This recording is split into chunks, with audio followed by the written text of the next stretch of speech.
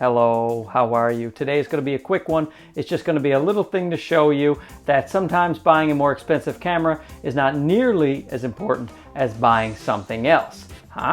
This is camera number 1, and this is camera 2. Can you tell which one is the $500 camera? Of course you can, because otherwise, why would I have made this stupid video? Intro. What I'm working with here is the Panasonic G7 with the kit lens. There's no cheating here. I've always talked about how much I love this little camera, and you can get fantastic images out of it as long as you buy a light. Don't turn this off. I know lights are boring. They don't have to be boring. Maybe lights can be sexy. I'm sorry, I said that. That's off brand. Lights are good. Lights good. No lights bad. So now I'm on the fancy A7 III, and I don't even think my pretty face could save this image. I'm just using the regular lights that I use for my office, just overhead lights, and as you can see, it looks pretty terrible compared to the other image. I just put it all on auto settings. I just pressed record. The camera's doing all the work. Auto ISO, no picture profile, autofocus. That was redundant. So what do you think? Sucks, huh? I'll put the prices up on screen, but the Panasonic with the kit lens is less than $500.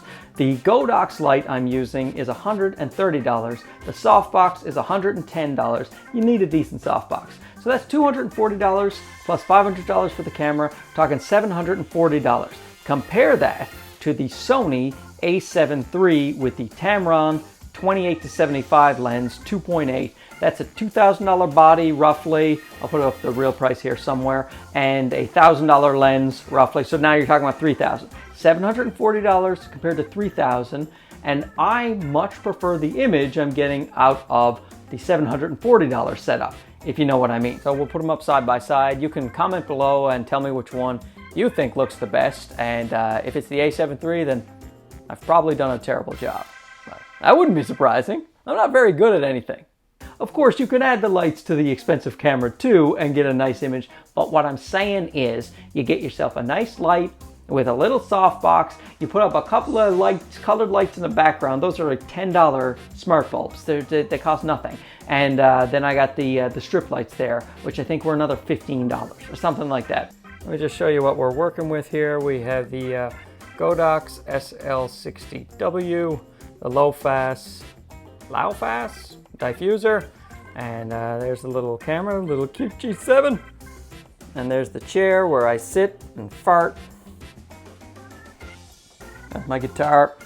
Oh man, I am not a good guitar player. Just one blue light and another little blue light here. Oh yeah, and I have some strip lights here, which were less than $20, but you know, that's the whole thing. The point is, you can have the fanciest camera in the world, get that Sony A7 III, but you still need to put up some lights, otherwise everything's gonna look like crap. You also need good sound, but hey, that's another video. So that's it. I told you it'd be quick. I actually re-recorded this whole thing because my hair was just doing this weird comb-over looking thing, and it was driving me crazy. I'm too vain to release that to the world, so I had to remake it. Thanks for watching. Don't forget to subscribe, like, and comment. Tell me which image you liked below better. And if it's the A7 III, then I did a terrible, terrible job, and I should stop making videos. But I won't, because it's too much fun. Thanks. See ya.